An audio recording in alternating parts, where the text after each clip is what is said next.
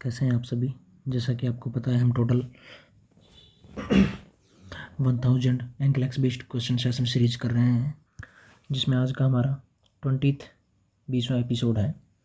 और जब हमने 19th एपिसोड ख़त्म किया था तो वहाँ पे आपके लिए क्वेश्चन छोड़ा था। अभी उस क्वेश्चन को हम सोल्व करेंगे। तो चलिए शुरू कर रहे हैं इस क्वेश्चन से हम। The nurse is responsible for performing a neonatal assessment of an full term infant at 1 minute the nurse could expect to find. यानी कि न्यूनेटल असेसमेंट के टाइम पे एक फुल टर्म इन्फेंट है, उसका असेसमेंट कर रहे हैं, और 1 मिनट की फाइंडिंग पे जब हम इस असेसमेंट कर रहे हैं तो nurse could expect to find, nurse इनमें से क्या देखना चाहेगी, उस पेशेंट में क्या एक्सपेक्ट करेगी या उस इन्फेंट में क्या एक्सपेक्ट कर रही है 1 मिनट के बाद में। फर्स्ट ऑप्शन है an apical pulse of 100, absence of tonus, cyanosis of the feet and head, jaundice of the skin and sclera. देखिए, आपको सबसे पहले तो ये पता होना जरूरी है कि जब भी फुल टर्म इन्फेंट जो होता है तो उसमें नॉर्मली क्या देखने को मिलता है। एपिकल पल्स जो है ये 100 देखने को नहीं मिलती है। ये आपका आंसर यहाँ पे गलत होगा, क्योंकि अगर एपिकल पल्स की यहाँ पे हम बात कर लेते हैं तो एपिकल पल्स जो है वो 120 to 160 beat per minute full term infant में देखने को मिलती है। यहाँ पे 100 है, 100 इसका मतलब कॉम्प्रोमाइज्ड कंडीशन है, तो ये नॉर्मली एक्सपेक्ट नहीं करती है नर्स 1 मिनट की फाइंडिंग करने पे, इसलिए ये यहाँ पे ऑप्शन आपका गलत होगा। दूसरा है एब्सेंस ऑफ टोनस। ये क्वेश्चन जो है ये अपगार स्कोरिंग, आपने सुना होगा, अपगार स्कोरिंग उस पर बेस्ड है। अपगार स्कोरिंग क्या है? ये एक ऐसा स्कोर है जो डिलीवरी यानी बेबी के डिलीवर होने के 1 मिनट और 5 मिनट, डिलीवर होने के 1 मिनट और 5 मिनट बाद में किया जाता है। 1 मिनट पे जब हम इसका स्कोरिंग करते हैं तो इसका मतलब है ये स्कोर डिटरमाइन करता है क्या, how well the baby tolerated the birthing process. यानी कि जब हम 1 मिनट पे डिलीवरी होने के 1 मिनट बाद में जब अपगार स्कोरिंग कर रहे हैं तो इसका मतलब है कि ये बताता है कि how well the baby tolerate, berthing का जो प्रोसेस है उसको बेबी ने कैसे टॉलरेट किया है 1 मिनट वाला। और जब 5 मिनट पे कर रहे हैं तो 5 मिनट वाला क्या बताता है? 5 मिनट वाला बताता है हेल्थ केयर प्रोवाइडर को बता रहा है कि how well the baby is doing outside the वोम, यानी कि मदर के यूट्रस के बाहर बेबी कैसा रेस्पॉन्स दे रहा है, ठीक है, या कैसा रिएक्ट कर रहा है, ये 5 मिनट पे पता लगता है। और 1 मिनट पे क्या पता लगता है, how well the baby tolerated the birthing process, berthing process को बेबी ने कैसे टॉलरेट किया है। अब अपगार स्कोरिंग जो है इसमें टोटल 5 कंपोनेंट होते हैं। ये अपगार स्कोरिंग जो है वो वर्जीनिया अपगार ने दिया था, वर्जीनिया अपगार ने दिया था, वर्जीनिया अपगार ने दिया था। कब दिया गया था? कब दिया गया था? 1952 में वर्जीनिया अपगार ने दिया था। 1 मिनट पर 5 मिनट पे इसका असेसमेंट हम करते हैं, ठीक है। इसके टोटल 5 कंपोनेंट हैं। 5 कंपोनेंट कौन कौन से हैं? अपीयरेंस, ठीक है, पल्स या हार्ट रेट जो बेबी का है वो, जी से ग्रेमेसेस, ग्रेमेसेस का मतलब होता है रिफ्लेक्स, ठीक है, और ए से एक्टिविटी यानी कि मसल का टोन, और आर से रेस्पिरेशन, ठीक है। तो ये सब स्कोरिंग करते हैं। नॉर्मल स्कोरिंग की अगर हम बात करें तो 7 से 10 होता है। अगर 7 से कम है तो बेबी का स्टेटस जो है वो कॉम्प्रोमाइज्ड है, 7 से 10 नॉर्मल होता है, ठीक है। तो इस क्वेश्चन में अभी ये बताया गया है एब्सेंस ऑफ टोनस। अगर एब्सेंस ऑफ टोनस यानी कि जो टोन एब्सेंट है, इसका मतलब है कि वहाँ पे फ्लैसिड मसल टोन देखने को मिलेगी। फ्लैसिड मसल टोन इसका मतलब कि वहाँ पे एक्टिविटी बिल्कुल भी नहीं है। इसलिए हम ये भी डिलीवरी के बाद में एक नॉर्मल हेल्दी इन्फेंट में या हेल्दी न्यूनेट में एक्सपेक्ट नहीं करते हैं, इसलिए ये ऑप्शन भी यहाँ पे आपका गलत हो जाएगा। और लास्ट में दिया गया jaundice of the skin and sclera. Jaundice जो है स्किन और स्क्लेरा का कब देखने को मिल रहा है? नॉर्मली बेबी में ये देखने को नहीं मिलता है, क्योंकि ये एक्सपेक्ट नहीं करती है नर्स, क्योंकि जो बेबी में जो जॉन्डिस देखने को मिलता है वो फिजियोलॉजिकल जॉन्डिस देखने को मिलता है, फिजियोलॉजिकल जॉन्डिस देखने को मिलता है। और जॉन्डिस ऑफ स्किन और स्क्लेरा ये जो है ये पैथोलॉजिकल जॉन्डिस है।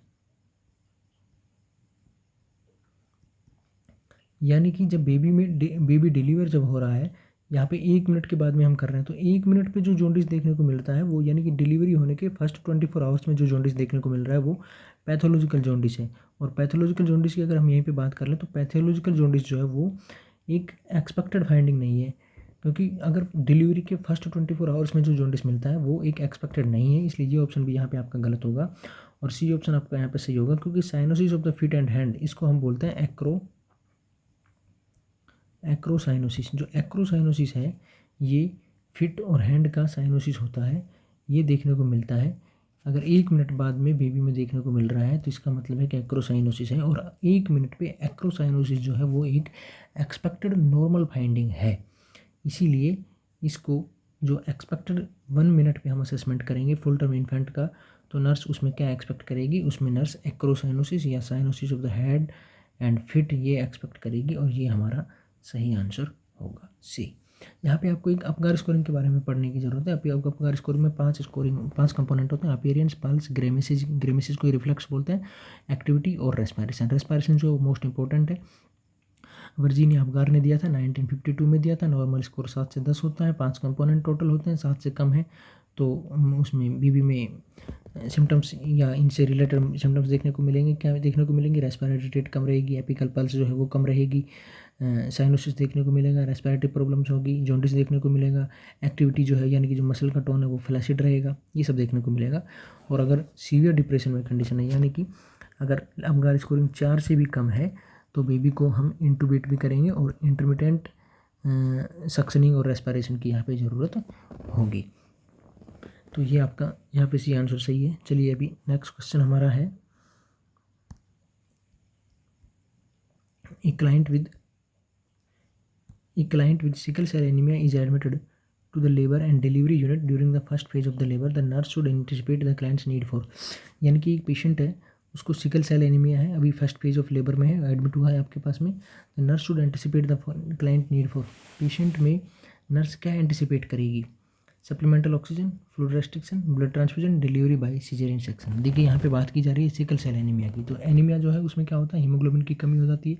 सिकल सेल एनीमिया में क्या होता है, देखिए सिकल सेल एनीमिया जो है वो एक हीमोग्लोबिनोपैथी है, हीमोग्लोबिनोपैथी यानी कि हीमोग्लोबिन से रिलेटेड डिजीज है। इसमें क्या होता है कि जो हमारा नॉर्मल हीमोग्लोबिन है, हीमोग्लोबिन ए जो होता है ये रिप्लेस हो जाता है हीमोग्लोबिन एस से, यानी कि नॉर्मली जो हीमोग्लोबिन ए देखने को मिलता है वो सिकल सेल एनीमिया के केसेज में हीमोग्लोबिन एस प्रेजेंट होता है। तो हीमोग्लोबिन एस जो है इसकी ऑक्सीजन कैरिंग कैपेसिटी जो है वो कम होती है, ठीक है। इसकी हीमोग्लोबिन एस की ऑक्सीजन कैरिंग कैपेसिटी है जो कम होती है। तो ये जो ऑक्सीजन कैरिंग कैपेसिटी कम है ये किस वजह से कम होगी, क्योंकि सिकल सेल एनीमिया में जो आरबीसी है या जो हीमोग्लोबिन है उसका जो ऑक्सीजन कैरिंग कैपेसिटी कम होने की वजह से आरबीसी की carrying capacity, oxygen carrying capacity भी कम रहेगी। और आरबीसी जो है वो नॉर्मल आरबीसी जो होती है उस शेप के ना होकर के सिकल शेप देखने को मिलती है, या इसकी जो साइज़ है वो अल्ट्रेशन हो जाएगा, उसमें अल्ट्रेशन देखने को मिलेगा, और इस वजह से ऑक्सीजन कैरिंग कैपेसिटी है वो भी कम हो जाएगी। और ये जो आरबीसी है इसकी शेप में चेंज होने की वजह से सिकल सेल या सिकल शेप में हो जाने से जो ऑक्सीजन आरबीसी जो है ये रिजिड और क्लम्प्ड, जो आरबीसी है वो रिजिड हो जाएगी और क्लम्प्ड हो जाएगी। रिजिड और क्लम्प्ड आरबीसी क्या करती है कि एक दूसरे के साथ में चिपक करके रिजिड और क्लम्प्ड आरबीसी एक दूसरे के साथ में चिपक करके कैपिलरी को ब्लॉक कर देती है। और कैपिलरी जब ब्लॉक हो जाएगी तो किसी भी टिश्यू ऑर्गन में या टिश्यू में या सेल लेवल पे ब्लड की सप्लाई और उसके साथ में हीमोग्लोबिन की सप्लाई जो है वो कम होने लगेगी, और इससे हमें वहाँ पे साइनोसिस या जो ऑक्सीजन की सप्लाई है वो कम देखने को मिलेगी। तो अभी इसका नॉर्मल फिनोमेना क्या हुआ कि जो हीमोग्लोबिन ए होता है वो हीमोग्लोबिन एस से रिप्लेस हो जाता है, और हीमोग्लोबिन एस जो है उसकी वजह से जो आरबीसी की नॉर्मल शेप है वो चेंज होकर के सिकल सेल टाइप की हो जाती है, और ये आरबीसी रिजिड हो जाएगी और क्लम्प्ड टुगेदर होगी, यानी कि एक दूसरे के साथ में चिपक जाएगी। एक दूसरे के साथ में चिपकने की वजह से ये किसी भी कैपिलरी को ब्लॉक कर देगी, और कैपिलरी ब्लॉक हो जाने की वजह से वहाँ पे ऑक्सीजन और ब्लड की जो रिक्वायरमेंट है वो कंप्लीट नहीं हो पाएगी। और दूसरा जो आरबीसी की साइज चेंज हो गई है या शेप जो चेंज हो गई है उसमें ऑक्सीजन कैरिंग कैपेसिटी भी कम है, इसलिए पेशेंट में ऑक्सीजन की कैपेसिटी जो है या ऑक्सीजन का जो लेवल है वो कम होने को लगेगा। इसलिए जब भी कोई सिकल सेल एनीमिया वाला पेशेंट होगा तो हम उसमें ऑक्सीजन की कमी की वजह से उसको ट्रीट करने के लिए हम उसको सप्लीमेंटल ऑक्सीजन देंगे। तो यहाँ पे ए ऑप्शन जो है ये आपका सही आंसर होगा। क्योंकि जब सिकल सेल एनीमिया वाला patient first phase of labour में है, यानी कि यहाँ पे इनडायरेक्टली बताया जा रहा है कि सिकल सेल एनीमिया में पेशेंट में ऑक्सीजन की कमी हो रही है, तो आप उसमें क्या देंगे, हम उसको सप्लीमेंटल ऑक्सीजन देंगे। ये ऑप्शन हमारा सही आंसर होगा। हम उस पेशेंट को फ्लूइड रेस्ट्रिक्शन नहीं करेंगे, हम उस पेशेंट में फ्लूइड और भी ज़्यादा देंगे, यानी कि हम पेशेंट को हाइड्रेट करेंगे, फ्लूइड रेस्ट्रिक्शन नहीं करेंगे। सिकल सेल एनीमिया के केसेज में अगर हीमोग्लोबिन बहुत ही कम है तो हम पेशेंट को हीमोग्लोबिन देते हैं, और ब्लड ट्रांसफ्यूजन करने का यहाँ पे कोई भी एंटिसिपेशन यहाँ पे नर्स के लिए नहीं है, ये ऑप्शन भी इसलिए नहीं होगा। फ्लूइड रेस्ट्रिक्शन नहीं दे सकते, फ्लूइड हाइड्रेट करेंगे, यानी कि ज़्यादा फ्लूइड देंगे, इसलिए ये ऑप्शन भी यहाँ पे गलत होगा। डिलीवरी बाई सीजरियन सेक्शन से डिलीवरी कोई एंटिसिपेशन नहीं है, डिलीवरी सीजरियन सेक्शन से तब होगी जो डॉक्टर आपको बोल देगा। और ये जो सिकल सेल एनीमिया है इसमें नॉर्मल वेजाइनल डिलीवरी भी देखने को मिलती है, इसलिए ये ऑप्शन भी आपका यहाँ पे गलत होगा। ऑप्शन ए सही होगा, क्योंकि जो ऑक्सीजन कैरिंग कैपेसिटी जो आरबीसी और हीमोग्लोबिन की कम हो गई है, इसलिए हम पेशेंट को सप्लीमेंटल ऑक्सीजन देंगे, और इसलिए ए ऑप्शन जो है ये आपका सही आंसर होगा। नेक्स्ट क्वेश्चन है, a client with diabetes has an order for ultrasonography preparation for an ultrasound include, यानी कि एक पेशेंट है डायबिटीज़ वाला, उसका यूएसजी अल्ट्रासोनोग्राफी होना है, ठीक है। तो preparation for an ultrasound include, patient का जब यूएसजी होना है तो आप उसके लिए क्या प्रिपरेशन करेंगे। फर्स्ट ऑप्शन है इंक्रीजिंग फ्लूइड इंटेक, पेशेंट का फ्लूइड इंटेक बढ़ाएंगे। दूसरा लिमिटिंग एम्बुलेशन, पेशेंट को वॉक नहीं करने देंगे। एडमिनिस्ट्रिंग एनिमा, पेशेंट को एनिमा देंगे। With holding food for 8 hours, या पेशेंट को एनपीओ रखेंगे 8 घंटे के लिए।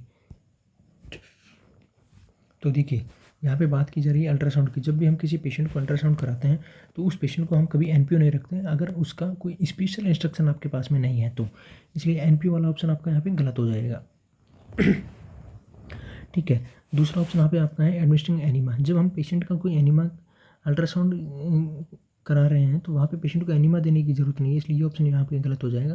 क्योंकि एनिमा जो है वो हम किस पेशेंट को देते हैं, एनिमा हम उस पेशेंट को देते हैं जिस पेशेंट का कोई प्रोक्टोस्कोपी का एग्जामिनेशन करना है, या कोलोनोस्कोपी होनी है, ठीक है, या कोलोन का स्कोपी होना है, या कोलोन का कोई सर्जरी होना है, उस पेशेंट का हम एनिमा देते हैं ताकि जो बाउल में जो मटेरियल है उसको हम इवैक्यूएट या खाली कर सकें, इसलिए ये ऑप्शन भी आपका यहाँ पे गलत होगा। यूएसजी वाले पेशेंट को हम लिमिटिंग एम्बुलेशन, यानी कि उसके वॉक करने का जो है, जो एम्बुलेट करने के लिए हम पेशेंट को लिमिट या रोकते नहीं हैं, क्योंकि अल्ट्रासाउंड के लिए कोई इंस्ट्रक्शन नहीं है कि आप पेशेंट का अल्ट्रासाउंड अगर होना है तो पेशेंट को चलने नहीं दे, ये ऑप्शन भी यहाँ पे गलत होगा। हम उसको एम्बुलेट को लिमिट नहीं करेंगे, बाकी उसके एम्बुलेशन को हम बढ़ाएंगे, यानी कि उसको बोलेंगे अगर वो वॉक करना चाहता है तो करे। ये ऑप्शन यहाँ पे आपका सही होगा, क्योंकि हम इसी पेशेंट को इंक्रीजिंग फ्लूइड इंटेक, इससे पेशेंट का फ्लूइड इंटेक बढ़ाएंगे अल्ट्रासाउंड के रेडी करने के लिए, यानी कि अल्ट्रासाउंड के प्रिपरेशन के लिए हम पेशेंट में जो फ्लूइड इंटेक है उसको बढ़ा देंगे। उससे क्या होगा कि पेशेंट की जो जीएफआर है या किडनी का जो फिल्ट्रेशन रेट है वो बढ़ेगा।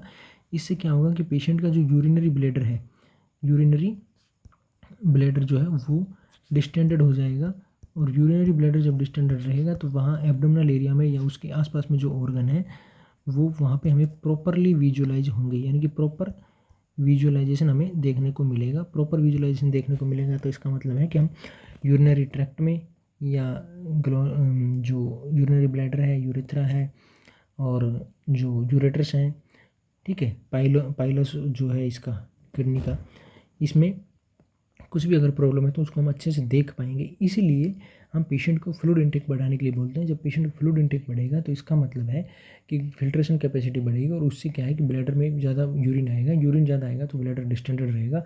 ब्लैडर जब डिस्टेंडेड रहेगा तो हम जो एग्जामिनेशन जो करना चाह रहे हैं, जो अल्ट्रासोनोग्राफी हम जो करना चाह रहे हैं वो कंप्लीट और प्रॉपर तरीके से कर पाएंगे, ताकि हमें कुछ भी पेशेंट में अगर कोई भी माइनर भी प्रॉब्लम है तो उसके बारे में हमें पता चल सके। इसलिए हमारे यहाँ पे ये मोटो रहेगा कि पेशेंट के फ्लूइड इंटेक को हम बढ़ाएं, अगर एनपीओ रखने का कोई स्पेशल इंस्ट्रक्शन नहीं है तो।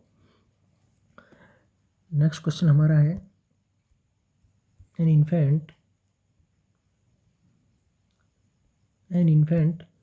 Who weigh 8 pound at birth would be expected to weigh how many pound at 1 year, यानी कि एक इन्फेंट है उसके बर्थ के टाइम पे 8 पाउंड वजन था, अभी 1 साल पे उसका वजन कितना होगा, ये आपसे पूछा गया। देखिए 1 पाउंड जो है वो कितने ग्राम के बराबर होता है। देखिए अगर हम बात करें तो 1 LBS जो होता है, यानी कि 1 पाउंड जो होता है वो 453 ग्राम के अप्रॉक्स होता है, यानी कि 1 LBS में 453 ग्राम देखने को मिलता है आपको, ठीक है। तो हमें नॉर्मली पता होना चाहिए जो नॉर्मल बेबी जो होता है डिलीवरी के टाइम उसका वेट लगभग 2.5 kg होना चाहिए, और डिलीवरी होने के बाद में फर्स्ट वीक में उसका 10% बॉडी वेट लॉस हो जाता है, ठीक है। डिलीवरी नॉर्मल वेट होता है 2.5 kg, और डिलीवरी होने के बाद में उसका फर्स्ट वीक में 10% बॉडी वेट लॉस हो जाता है, और जो बेबी का जो वेट है वो डबल हो जाता है 5 to 6 मंथ, यानी कि जब बेबी 5 से 6 महीने का होगा तो उसका वेट जो बर्थ के टाइम था उसका डबल हो जाएगा 5-6 महीने में, और ट्रिपल हो जाता है 1 ईयर में, और उसके बर्थ वेट का 4 टाइम्स हो जाता है 2 ईयर में। और यहाँ पे बात की जा रही है 8 पाउंड जन्म के टाइम है, तो 1 साल में कितना होता है, 1 साल में ट्रिपल हो जाता है, यानी कि 8 का ट्रिपल कितना हो जाएगा, 24 पाउंड हो जाएगा, इसलिए ये ऑप्शन आपका यहाँ पे सही होगा।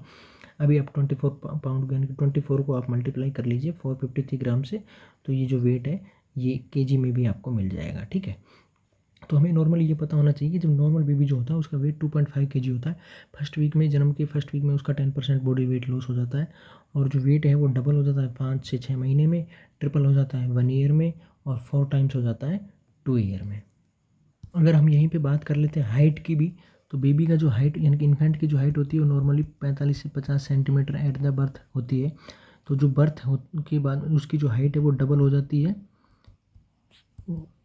4 साल में, और ट्रिपल हो जाती है 13 ईयर, यानी कि जब बेबी का जो नॉर्मल हाइट है 45 से 50, ये डबल हो जाएगा 4 साल में, और ट्रिपल हो जाएगा 13 ईयर में, और वेट डबल हो जाएगा 5 से 6 महीने में, ट्रिपल हो जाएगा 1 ईयर में, और 4 टाइम्स हो जाएगा 2 ईयर में। तो ये 4 टाइम्स 2 ईयर में जो होता है ये वेट, ये क्वेश्चन एक बारी जिपमर में पूछा गया है कि बेबी का 2 ईयर्स के टाइम यानी कि 4 टाइम्स वेट कब हो जाता है, तो वो 2 ईयर यहाँ पे ये आंसर सही होगा, आपका आंसर होगा 2 ईयर, क्योंकि जो हाइट है वो डबल हो रही है हमारी 4 साल में, और जो ट्रिपल हो रही है 13 ईयर में, लेकिन वेट जो डबल हो रहा है वो 5 से 6 महीने में, और ट्रिपल हो रहा है 1 ईयर में, और 4 टाइम्स हो रहा है 2 ईयर में। ये क्वेश्चन आपसे पूछा गया है। यहाँ पे पूछा गया था 1 साल पे कितना हो जाएगा, 1 साल पे 3 गुना हो जाता है, तो जन्म पे 8 था तो यहाँ पे 24 हो जाएगा, और बाकी का ऑप्शन जो है आपके गलत हो जाएंगे। चलिए नेक्स्ट क्वेश्चन हमारा है, a pregnant client with a history of alcohol addiction is scheduled for non stress test. The non stress test, यानी कि एक पेशेंट है जो इसका हिस्ट्री अल्कोहल एडिक्शन का है, अभी नॉन स्ट्रेस टेस्ट उसका होना है, तो नॉन स्ट्रेस टेस्ट क्या है ये आपसे यहाँ पे पूछा गया है। देखिए अगर हम बात करें यहाँ पे कि प्रेग्नेंट लेडी में हम 2 टेस्ट करते हैं, एक तो स्ट्रेस टेस्ट, ठीक है, और स्ट्रेस टेस्ट, और एक होता है नॉन स्ट्रेस टेस्ट, ठीक है। स्ट्रेस टेस्ट को हम बोलते हैं contraction test, contraction test. Non stress में हम कोई भी स्ट्रेस या पेशेंट को नहीं देते हैं, यानी कि कोई भी कॉन्ट्रैक्शन नहीं देते हैं, तो स्ट्रेस टेस्ट में कॉन्ट्रैक्शन प्रेजेंट होता है, और नॉन स्ट्रेस में कोई भी कॉन्ट्रैक्शन नहीं होता है। तो यहाँ पे पूछा गया आपका नॉन स्ट्रेस टेस्ट के बारे में, तो नॉन स्ट्रेस टेस्ट जो है वो हम 28 वीक ऑफ गेस्टेशन जो रहता है तब करते हैं, यानी कि जब गेस्टेशन पीरियड जो है वो 28 वीक पे रहता है तब हम नॉन स्ट्रेस टेस्ट करते हैं। तो नॉन स्ट्रेस टेस्ट से हम क्या पता करते हैं ये आपसे यहाँ पे पूछा जा रहा है। देखिए आपको पता होना चाहिए, फर्स्ट ऑप्शन में दिया गया determine the lung maturity of the foetus. क्या नॉन स्ट्रेस टेस्ट से हम फीटस की लंग्स की मैच्योरिटी चेक करते हैं? नहीं करते, क्योंकि लंग्स की मैच्योरिटी का नॉन स्ट्रेस टेस्ट से कोई लिंक नहीं है। लंग्स की मैच्योरिटी लेसिथिन और स्फिंगोमाइलिन जो लंग सर्फेक्टेंट होते हैं इनका वैल्यू आइडेंटिफाई करके तब की जाती है, लंग्स की मैच्योरिटी का आइडेंटिफाई करते हैं। दूसरा ऑप्शन में दिया गया है measure the activity of the fetus. तीसरा दिया गया shows the effect of contraction on the fetal heart rate. यहाँ पे बात हो रही है कॉन्ट्रैक्शन की, तो कॉन्ट्रैक्शन क्या हमने बताया कि कॉन्ट्रैक्शन टेस्ट में हम क्या देते हैं पेशेंट को, कॉन्ट्रैक्शन टेस्ट को ही हम बोल रहे हैं स्ट्रेस टेस्ट। स्ट्रेस टेस्ट या कॉन्ट्रैक्शन टेस्ट दोनों एक ही होता है। इसमें हम क्या करते हैं कि पेशेंट को हम ऑक्सीटोसिन देते हैं, उससे क्या होता है कि पेशेंट में यूट्रस जो है उसका कॉन्ट्रैक्शन होगा, यूट्रस में यूट्राइन मसल का कॉन्ट्रैक्शन होगा, तो उसके अंदर जो ब्लड सप्लाई है, जो ब्लड वेसल्स हैं उनका भी कॉन्ट्रैक्शन होगा। उनका कॉन्ट्रैक्शन होने की वजह से फीटस में मदर से ब्लड की सप्लाई जो है वो कम होगी। मदर से फीटस में ब्लड की सप्लाई जब कम होगी तो फीटस को ऑक्सीजन है वो कम मिलेगी, और जब ऑक्सीजन कम मिलेगी तो इसके अगेंस्ट में फीटस की हार्ट रेट जो है वो डाउन होगी। उसको हम बोलते हैं डीसेलरेशन। डीसेलरेशन मतलब डिक्रीज फीटल हार्ट रेट। तो डिसेलरेशन जो है वो 3 तरह का डिसेलरेशन देखने को मिलता है। अगर आपने हमारी पहले की सीरीज़ देखी होंगी या पहले के एपिसोड्स देखे होंगे तो उनमें हमने डिसेलरेशन को बहुत अच्छे तरीके से बताया है, तीनों डिसेलरेशन को। यहीं पे हम बात कर लेते हैं हल्की सी उनकी। एक तो वेरिएबल डिसेलरेशन देखने को मिलता है, एक अर्ली डिसेलरेशन देखने को मिलता है, और एक लेट डिसेलरेशन देखने को मिलता है आपको, ठीक है। वेरिएबल डिसेलरेशन में क्या होता है कि वेरिएबल डिसेलरेशन में जो है जो अम्बिलिकल कॉर्ड जो है उसका कंप्रेशन हो जाता है, तो वेरिएबल डिसेलरेशन देखने को मिलता है। अर्ली डिसलरेशन में क्या होता है कि जो फीटस का जो डिलीवरी के टाइम पे जो फीटस का हेड है वो मदर के जो बर्थ कैनाल जो है उसमें आने की वजह से फीटस के हेड का कंप्रेशन होता है और फीटस की वेगस नर्व स्टिमुलेट होती है, उससे फीटस की हार्ट रेट डाउन होती है। ठीक है। और लेट डिसलरेशन में क्या होता है, लेट डिसलरेशन में क्या होता है, जब यूट्रस के कॉन्ट्रैक्शन होने स्टार्ट होते हैं तब फीटस की हार्ट रेट डाउन होने लगती है, और जब तक कॉन्ट्रैक्शन खत्म होने के बाद जब रिलैक्सेशन स्टार्ट होता है तब तक फीटस की हार्ट रेट डाउन होती रहती है। इसको हम बोलते हैं लेट डिसलरेशन। तो यहाँ पे हम कॉन्ट्रैक्शन टेस्ट की बात कर रहे हैं, तो कॉन्ट्रैक्शन टेस्ट में हम पेशेंट को ऑक्सीटोसिन देते हैं। तो ऑक्सीटोसिन जब देंगे तो उसका फीटल हार्ट रेट पे क्या इफेक्ट पड़ रहा है ये हम पता करते हैं स्ट्रेस टेस्ट से या कॉन्ट्रैक्शन टेस्ट से। इसलिए ये ऑप्शन भी यहाँ पे आपका गलत होगा, क्योंकि यहाँ पे पूछा गया है किसका, नॉन स्ट्रेस टेस्ट का। और ये हमारा कौन सा है एग्जाम, किसका आंसर होगा, ये हम होगा हमारे स्ट्रेस टेस्ट का। लास्ट ऑप्शन दिया गया measure the neurological wellbeing of the fetus. Fetus के न्यूरोलॉजिकल वेलबींग को आइडेंटिफाई करने के लिए हम नॉन स्ट्रेस टेस्ट नहीं करते हैं। अगर न्यूरोलॉजिकल वेलबींग को आइडेंटिफाई करना है तो इसके लिए हमें अल्ट्रासोनोग्राम या जो दूसरे इन्वेस्टिगेशन है लाइक बायोकेमिकल मार्कर्स जो होते हैं उनका आइडेंटिफाई करने के लिए हम पेशेंट का न्यूरोलॉजिकल एग्जामिनेशन उनकी हेल्प से करते हैं। नॉन स्ट्रेस टेस्ट से हम measure the activity of the fetus, हम फीटस की एक्टिविटी को मेजर करते हैं। ये ऑप्शन यहाँ पे आपका सही आंसर होगा। अब इसमें क्या किया जाता है, इसमें नॉन स्ट्रेस टेस्ट में क्या होता है कि मदर को हम लिटा देते हैं और उस पर उसके एब्डोमेन पे कार्डियोटोकोमीटर एक इंस्ट्रूमेंट आता है, इसको अटैच कर देते हैं। ठीक है। इससे क्या होगा कि जब बेबी अंदर यूट्रस में कोई भी मूवमेंट कर रहा है तो उसके साथ साथ हम बेबी का फीटल हार्ट रेट जो है उसको नोट करते हैं। यानी कि जब बेबी मूव करेगा तो उसके फीटस की जो हार्ट यानी कि फीटस की जो हार्ट रेट है या पल्स रेट जो है वो बढ़नी चाहिए। जब फीटस की हार्ट रेट उसके मूवमेंट के साथ अगर बढ़ रही है तो इसका मतलब है कि बेबी नॉर्मल है। और नॉन स्ट्रेस टेस्ट में हम यही करते हैं कि बेबी का जो फीटस हार्ट रेट है वो मूवमेंट के साथ में बढ़ता है या नहीं बढ़ता है। यानी कि अगर बेबी एक मूवमेंट कर रहा है तो लगभग एक मूवमेंट के साथ में उसकी at least 15 beat per minute बढ़नी चाहिए। अगर ऐसा हो रहा है तो बेबी अंदर जो है वो नॉर्मल है। और इसी को आइडेंटिफाई करने के लिए हम नॉन स्ट्रेस टेस्ट देते हैं।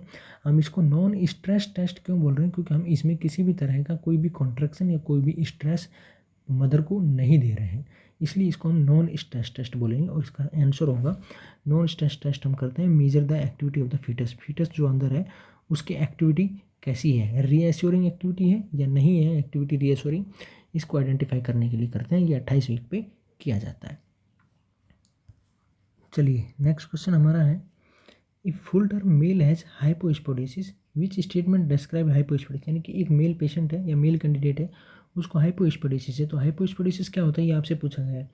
यूरेथ्रल ओपनिंग इज एब्सेंट, क्या हाइपोस्पोडिसिस में यूरेथ्रा की ओपनिंग एब्सेंट होती है, नहीं, यूरेथ्रा की ओपनिंग तो होती है।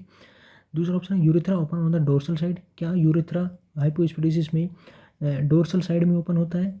दूसरा penis is shorter than usual, नहीं, पेनिस शॉर्ट नहीं होता है यूजुअल से, यानी कि जितना नॉर्मल पेनिस होता है उतना ही रहता है हाइपोस्पोडिसिस में भी, लेकिन पेनिस की कोई साइज है उसमें कोई चेंज नहीं होता है। इसलिए दोनों ऑप्शन आप ए और सी आपके यहाँ पे गलत हो जाएंगे। तीसरा ऑप्शन आपको दिया गया ये urethra opens on the ventral side of the penis, क्या वेंट्रल साइड ऑफ पेनिस जो है उसमें यूरेथ्रा की ओपनिंग देखने को मिलती है हाइपोस्पोडिसिस में। तो ये ऑप्शन भी यहाँ पे आपका गलत हो जाएगा, क्योंकि हाइपोस्पोडिसिस जो होती है तो हाइपोस्पोडिसिस की कंडीशन में क्या होता है कि जो यूरेथ्रा है वो पेनिस के डोर्सल साइड में ओपन होता है।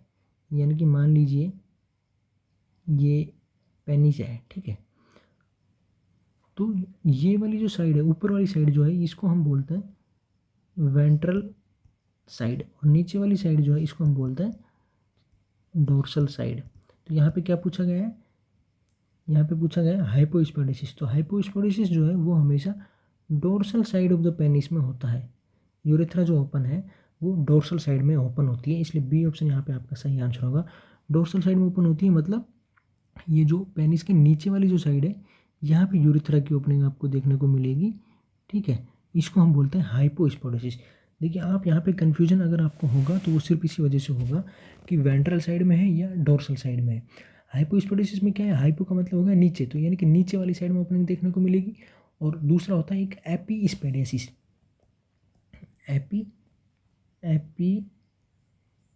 एपीस्पेडियासिस। एपीस्पेडियासिस में क्या होता है कि जो अपर साइड है, अपर साइड ऑफ पेनिस, वहाँ पे यूरिथ्रा की ओपनिंग देखने को मिलेगी। और हाइपो में यूरिथ्रा की ओपनिंग कहाँ देखने को मिलेगी? पेनिस का जो नीचे वाला साइड है वहाँ पे देखने को मिलेगी। अब कन्फ्यूजन होता है वेंट्रल और डोर्सल साइड से। डोर्सल साइड को हम क्या बोलते हैं? नीचे वाली साइड, यानी कि हाइपोस्पोडोसिस में नीचे वाली साइड में, और डोर्सल मतलब नीचे वाली साइड जो है पेनिस की, वहाँ पे ओपनिंग देखने को मिलती है। अगर डोर्सल साइड में ओपनिंग है यूरिथ्रा की तो उसको हम बोलते हैं हाइपोस्पोडेसिस। और अगर वेंट्रल साइड है, वेंट्रल साइड मतलब पेनिस के ऊपर वाली साइड, अगर वेंट्रल साइड में यूरिथ्रा की ओपनिंग है तो उसको हम बोलते हैं एपिस्पेडियासिस। यहाँ पे पूछा गया था हाइपोस्पोडेसिस, तो हाइपोस्पोडेसिस में क्या होगा? डोर्सल साइड में, पेनिस के डोर्सल साइड में यूरिथ्रा की ओपनिंग देखने को मिलेगी। और बी ऑप्शन जो है ये आपका सही आंसर यहाँ पे देखने को मिलेगा। चलिए नेक्स्ट क्वेश्चन हमारा है the client with varicella will most likely have an order for which category of medication. यानी कि एक पेशेंट है जिसको वेरिसेला का इन्फेक्शन हो रखा है, तो उसको इनमें से कौन सी मेडिकेशन चलेगी? देखिए वेरिसेला जो है, वेरिसेला क्या है कि ये चिकन पॉक्स क्रिएट करता है, ठीक है, चिकन पॉक्स क्रिएट करता है वेरिसेला वायरस, ठीक है। तो ये एक वायरल डिजीज़ है, चिकन पॉक्स, और वेरिसेला जो ये इसका वायरस है, ठीक है। अब एक आपको देखने को मिल रहा होगा आजकल मंकी पॉक्स के बारे में सुन रहे होंगे आप, तो मंकी पॉक्स के बारे में हमने डिटेल वीडियो बनाया है, वो वीडियो आप हमारे यूट्यूब चैनल से देख सकते हैं। मंकी पॉक्स के बारे में उसमें सब कुछ डिटेल से बताया गया है कि कब कौन सा केस कहाँ देखने को मिला है, क्या उसका ट्रीटमेंट स्ट्रेटजी है, कैसा मेड ऑफ प्रिवेंशन है, क्या उसका इंक्यूबेशन पीरियड है, कैसे हम उसको रोक सकते हैं, कैसे उसको ट्रीट करेंगे, क्या सिम्टम देखने को मिलेंगे, कैसे कॉन्टैक्ट ट्रेसिंग होगी, कैसे उसका इन्वेस्टिगेशन होगा, ये सब हमने वहाँ पे बताया है। मंकी पॉक्स के बारे में आप वो हमारा वीडियो देख सकते हैं। यहाँ पे हम बात कर रहे हैं वेरिसेला की, तो वेरिसेला जो है वो चिकन पॉक्स क्रिएट करता है और ये एक वायरस है वेरिसेला। तो वायरस के मेडिकेशन के लिए हम क्या देते हैं? एंटीवायरल मेडिकेशन देते हैं।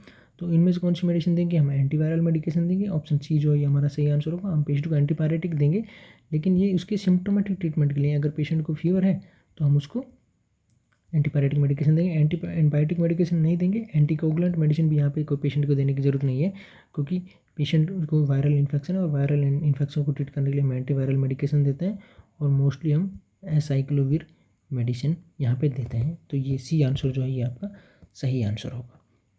नेक्स्ट क्वेश्चन हमारा है, चलिए क्वेश्चन हमारा है a client is admitted with complaint of chest pain, which of the following drug order should the nurse question. यानी कि एक पेशेंट है जिसको चेस्ट पेन हो रहा है, आपके पास में है, इनमें से कौन सी मेडिसिन जो है नर्स उसको दे रही है, तो उसको क्वेश्चन करेगी। यानी कि कोई भी मेडिसिन इनमें से डॉक्टर द्वारा ऑर्डर की गई है, और जो कोई भी एक मेडिसिन है इनमें चार ऑप्शन में से वो गलत है, उसको नर्स क्वेश्चन, नर्स जब भी क्वेश्चन कर रही है तो आप ये ध्यान रखिए कि वहाँ पे कुछ ना कुछ गलत हो रहा है। अभी क्या गलत हो रहा है उसको नर्स क्वेश्चन कर रही है, यानी कि नर्स यहाँ पे हमेशा इंटेलिजेंट बनी हुई है, जिसकी आप सभी हैं।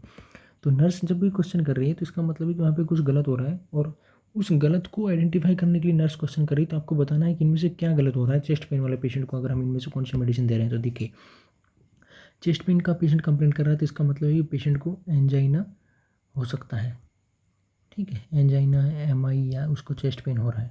अब इसमें क्या होता है कि फर्स्ट ऑप्शन दिया गया आपको नाइट्रोग्लिसरीन। नाइट्रोग्लिसरीन क्या है? एक वाजोडाइलेटर इफेक्ट रखती है। ये मेडिसिन हम कब देते हैं? एंजाइना के पेशेंट में देते हैं, या जब पेशेंट का BP बढ़ा हुआ रहता है तब हम उसको ट्रीट करने के लिए वाजोडाइलेटर मेडिकेशन के रूप में नाइट्रोग्लिसरीन, या इसको हम बोलते हैं NTG, ये देते हैं, ठीक है।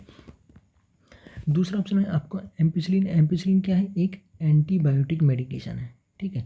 तीसरा है प्रोपेनोल। प्रोपेनोल क्या है? ये एक बीटा ब्लोकर मेडिकेशन है। ये बीटा ब्लोकर क्या करती है? ये डिक्रीज BP, पेशेंट के BP को कम करती है, और अगर एंटी रिदमिया या डिसरिदमिया पेशेंट को हो रहा है तो वहाँ पे भी हम प्रोपेनोल मेडिसिन बीटा ब्लोकर के रूप में प्रोपेनोल देते हैं। तीसरा है वेरापेमिल। तो वेरापेमिल क्या है? ये कैल्शियम चैनल ब्लोकर मेडिकेशन है। ये क्या करती है? ये भी BP को कम करती है, यानी कि वेरापेमिल कैल्शियम चैनल ब्लोकर ये भी BP कम करती है, प्रोपेनोल बीटा ब्लोकर ये भी BP कम करती है, नाइट्रोग्लिसरीन वाजोडाइलेटर मेडिकेशन ये भी BP डिक्रीज यानी कि BP कम करती है। हमारे पास में तीन मेडिसिन है, नाइट्रोग्लिसरीन, प्रोपेनोलोल और वेरापेमिल। तीनों मेडिसिन क्या है? नाइट्रोग्लिसरीन वाजोडाइलेटर है, BP कम कर रही है। प्रोपेनोल बीटा ब्लोकर है, ये भी BP कम कर रही है। वेरापेमिल कैल्शियम चैनल ब्लोकर है, ये भी BP कम कर रही है। तो जब भी कोई चेस्ट पेन वाला पेशेंट आपके पास है तो इनमें से हम उसको बीपी कम करने के लिए ये तीनों मेडिसिन दे सकते हैं, नाइट्रोग्लिसरीन दे सकते हैं, प्रोपेनॉल दे सकते हैं, वेरापामिल दे सकते हैं। लेकिन नर्स क्वेश्चन कर रही है किस चीज़ के रिगार्डिंग, इनमें से कौन सी मेडिसिन आप पेशेंट को नहीं दे सकते। यहाँ पे एम्पिसिलिन मेडिसिन पेशेंट को देने से कोई मतलब नहीं है, ये ऑप्शन यहाँ पे आपका सही आंसर होगा, क्योंकि एम्पिसिलिन जो है वो एक एंटीबायोटिक है और यहाँ पे एंटीबायोटिक पेशेंट को नहीं देंगे हार्ट चेस्ट पेन वाले को, क्योंकि यहाँ पे कोई भी पेशेंट को कोई इन्फेक्शन यहाँ पे प्रेजेंट नहीं है, और जब इन्फेक्शन नहीं है तो हम उसको एंटीबायोटिक मेडिसिन नहीं देंगे। तो ये जो एम्पिसिलिन यहाँ पे यानी कि एंटीबायोटिक के जो क्लास है वो बिल्कुल इस पेशेंट के लिए हम यूज़ नहीं करेंगे। इस अगर ये मेडिसिन एम्पिसिलिन मेडिसिन डॉक्टर के द्वारा प्रेस्क्राइब की गई है तो नर्स उस डॉक्टर को क्वेश्चन करेगी कि आपने ये एम्पिसिलिन इस पेशेंट को क्यों दी है, यानी कि यहाँ पे कुछ ना कुछ गलत हो रहा था कि इस पेशेंट को एम्पिसिलिन नहीं दिया जाना चाहिए था, फिर भी एम्पिसिलिन लिखा गया है पेशेंट के लिए। तो ये क्यों लिखा गया है ये नर्स को जानने का या क्वेश्चन करने का राइट है। और यहाँ पे बी ऑप्शन आपका सही होगा, क्योंकि इस पेशेंट को हम चेस्ट पेन वाले को कोई इन्फेक्शन नहीं है इसलिए एम्पिसिलिन मेडिसिन नहीं देंगे। नेक्स्ट क्वेश्चन हमारा है which of the following instruction should be included in the teaching for the client with rheumatoid arthritis, यानी कि रोमेटोड आर्थराइटिस वाले पेशेंट के लिए टीचिंग जब भी उसको आप कर रहे हैं तो इनमें से कौन सी इंस्ट्रक्शन को आप इंक्लूड करेंगे। रोमेटोड आर्थराइटिस क्या होता है, रोमेटोड आर्थराइटिस जो है वो एक ऑटो इम्यून डिजीज़ है, ऑटो इम्यून डिजीज़ है। इसमें क्या होता है कि जो पेशेंट का साइनोवियल मेम्ब्रेन है या जो साइनोवियल टिश्यूज़ हैं उनके अगेंस्ट में एंटीबॉडीज़ बनने लग जाती है, और इसका इन्वेस्टिगेशन हम कैसे करते हैं, रूमेटॉइड फैक्टर को काउंटिंग करते हैं, रूमेटॉइड फैक्टर की काउंटिंग के हिसाब से हम पेशेंट का डायग्नोसिस डिसाइड करते हैं, रूमेटॉइड आर्थराइटिस को फाइंड आउट करते हैं। तो इस रूमेटॉइड आर्थराइटिस वाले पेशेंट को नर्स क्या टीचिंग कराएगी। फर्स्ट ऑप्शन में आपको दिया गया avoid exercise because it fatigue the joint. क्या रूमेटॉइड आर्थराइटिस वाले पेशेंट को हम एक्सरसाइज करने के लिए मना कर देंगे, यानी कि उसको अवॉइड करेंगे कि आपको एक्सरसाइज नहीं करना है क्योंकि इसकी वजह से आपको फटीग होगा, जॉइंट का पेन होगा या जॉइंट फटीग होगा। दूसरा ऑप्शन दिया take prescribe anti inflammatory medication with meal, या आपको जो रूमेटॉइड आर्थराइटिस को ट्रीट करने के लिए हम एंटी इन्फ्लामेटरी मेडिकेशंस देते हैं तो क्या पेशेंट को हम बोलेंगे कि आपको जो एंटी इन्फ्लामेटरी मेडिकेशन दी गई है उसको आप अपने मील के साथ में लें। तीसरा ऑप्शन है alternate hot and cold pack to affected joint, या उसके जो अफेक्टेड जॉइंट है रूमेटॉइड आर्थराइटिस की वजह से उसमें हम पेशेंट को बोलेंगे कि हॉट और कोल्ड पैक का यूज़ करें अल्टरनेटली। और लास्ट दिया गया अवॉइड वेट बियरिंग एक्टिविटी, क्या हम पेशेंट को बोलेंगे कि आपको वेट बियरिंग एक्टिविटी कोई भी है वो उसको अवॉइड करना है या वो नहीं करना है। ये ऑप्शन यहाँ पे गलत होगा, क्योंकि हम पेशेंट को बोलेंगे कि उसको वेट बियरिंग एक्टिविटी करना है। वेट बियरिंग एक्टिविटी में कौन सा आता है, वॉकिंग। हम पेशेंट को रूमेटॉइड आर्थराइटिस वाले पेशेंट को वॉकिंग करने के लिए बोलेंगे, क्योंकि वॉकिंग जो है वो भी एक वेट बियरिंग एक्सरसाइज है।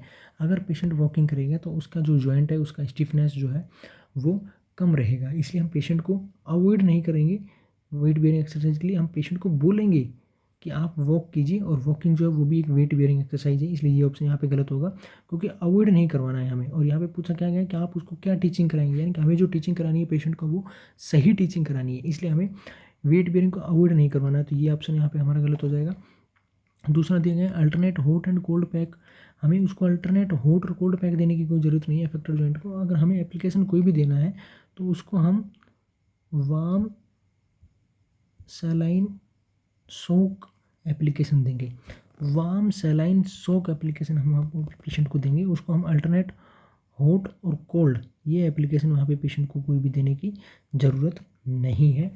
और लास्ट में दिया गया है आपको avoid exercise because it fatigue, हम पेशेंट को एक्सरसाइज अवॉइड करने के लिए नहीं बोलेंगे, क्योंकि अवॉइड एक्सरसाइज भी अवॉइड करने के लिए नहीं बोलेंगे और वेट बियरिंग करने के लिए भी अवॉइड नहीं करेंगे। क्योंकि अगर एक्सरसाइज अवॉइड करेगा तो इसका मतलब क्या है कि पेशेंट को बिल्कुल यही जो सेडेंटरी लाइफ स्टाइल है वो बना रहेगा, और उसके जो जॉइंट हैं उसमें स्टिफनेस देखने को मिलेगा, स्वेलिंग देखने को मिल सकती है।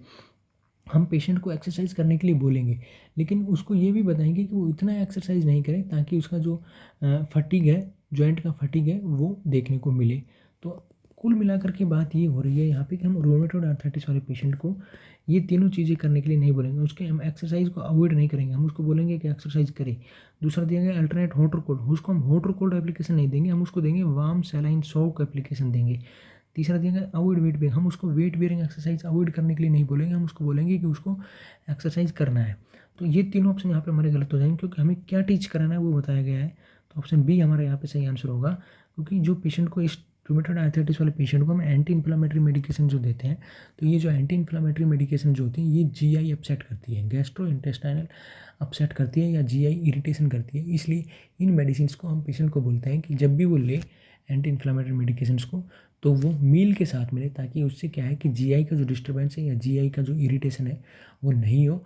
और इरिटेशन अगर नहीं होगा तो हमें जो मेडिकेशन है उसके साइड इफ़ेक्ट और प्रॉपर इफ़ेक्ट देखने को मिलेंगे।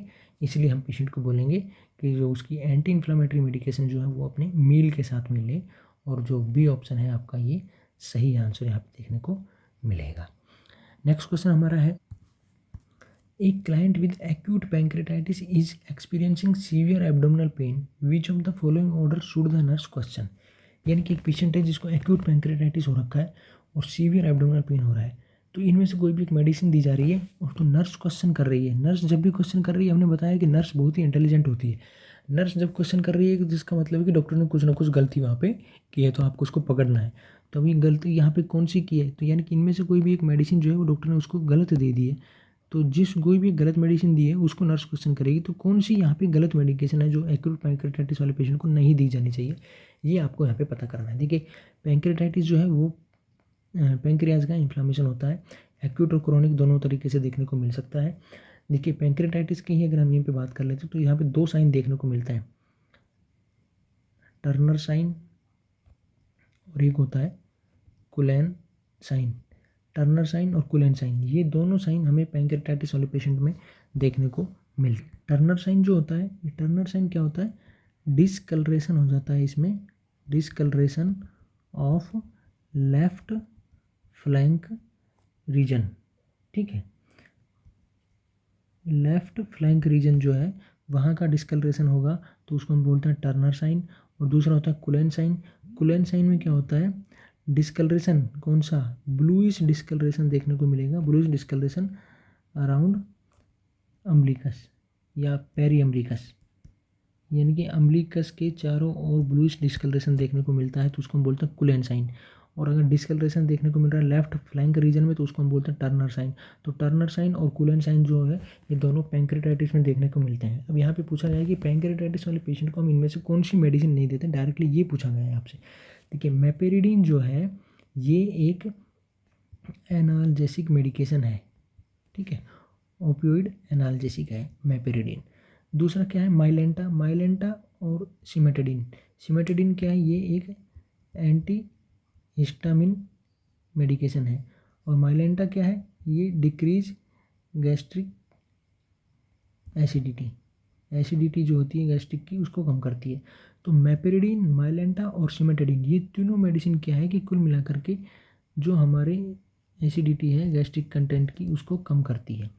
ठीक है, और मेपेरिडीन जो है ये पेन किलर के रूप में काम करती है, एनाल्जेसिक है। ठीक है, तो ये जो पेशेंट होता है पैंक्रेटाइटिस वाला, उस पेशेंट को हम मेपेरिडीन एनाल्जेसिक के रूप में दे सकते हैं, तो इसको नर्स कोई भी क्वेश्चन नहीं करेगी। माइलेंटा और सिमेटेडिन ये दोनों गैस्ट्रिक एसिडिटी को कम करती है, तो ये भी हम इस पेशेंट में, पैंक्रेटाइटिस वाले पेशेंट में दे सकते हैं, तो इसको भी नर्स दोनों को क्वेश्चन नहीं करेगी। तो क्वेश्चन किसको करेगी, जो गलत मेडिसिन है। गलत कौन सी है, मॉर्फिन। तो मॉर्फिन जो है ये पैंक्रेटाइटिस वाले पेशेंट को नहीं दी जाती है।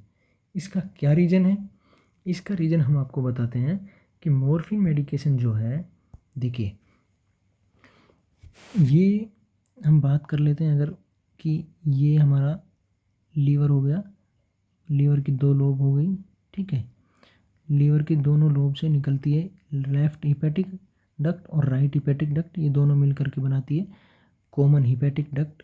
यहाँ पे हमारा गोल ब्लैडर है, गोल ब्लैडर से ये होती है सिस्टिक डक्ट। सिस्टिक डक्ट कौन सी वाली है हमारी, जो हम ब्लू कलर की देख रहे हैं, ये हमारी सिस्टिक डक्ट हो गई। ठीक है, तो जहाँ पे ये रेड कलर वाली है ये हमारी हो गई है, ये वाली जो है ये हमारी है hepatic duct, common hepatic duct, और ये हो गई है सिस्टिक डक्ट। और ये दोनों मिल करके जो एक डक्ट बना रही है, जिसको हम अभी कलर कर देते हैं ग्रीन से, इसको हम बोलते हैं कॉमन बाइल डक्ट। ठीक है, यानी कि लीवर के दोनों लोब से एक एक डक्ट निकल रही है, उसको हम बोल रहे हैं लेफ्ट हिपैटिक डक्ट और एक राइट हिपैटिक डक्ट, ये दोनों मिल करके बना देती है कॉमन हिपैटिक डक्ट।